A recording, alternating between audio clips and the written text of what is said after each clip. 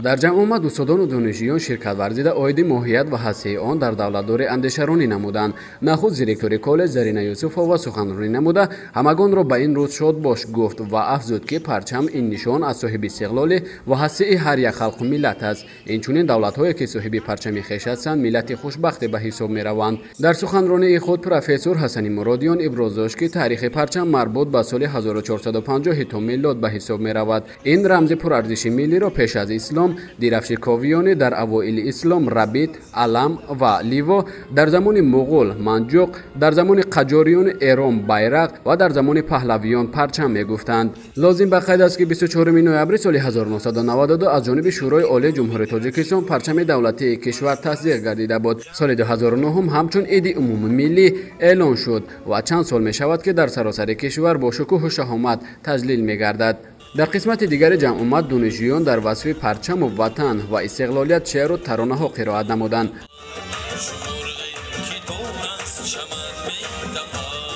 Зарина Юсуфова роҳбари коллеҷ оиди парчами миллии кишвар чунин арзёбӣ намуд. ба ҳамагон маълум аст ки парчами давлатии ҷумҳурии Тоҷикистон моҳи ноябри соли 1992 дар иҷлосияи 16-уми Шӯрои Олӣ тасдиқ шуда буд ва сарвари давлат муҳтарам Эмомалии Раҳмон ҳамон рӯз парчамро ҳамчун муқаддасоти миллии Тоҷикистон бусида ва сари таъзим фурӯ оварда буд. Маҳмадшариф Баротов омӯзгори фанни таърихи коллеҷ оиди моҳияти парчам ва нақши он дар давлатдории ҳар миллат чунин гуфт.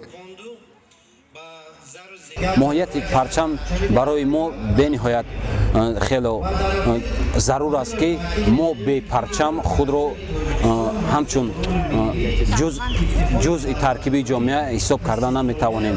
Парчам барои мо ин нишони соҳибихтиёрӣ аст. дар охир аз тарафи маъмурияти коллеҷ ба донишҷӯёни фаъол тӯҳфаю ифтихорномаҳо супорида шуд. طبق معلومات‌های به دست رسیده زمانی که تاجیکان و فارس‌ها پرچم داشتند و از پرچم استفاده می‌بردند اروپایی‌ها از پرچم چیزی نمی‌دونستند. از این رو امروز ما ملت خوشبختی هستیم که این گونه چوره‌بینی‌های سیاسی را در یک فضای تنج و آرام و در فضای صاحب استقلالی کشور با یک شکوه و شهامت خاصه تجلیل می‌کنیم و امروز هر یک شهروند تاجیکستان را لازم است که بهر حفظ پرچم کشور تلاش ورزد. دانیل برای ایالات متحده آمریکا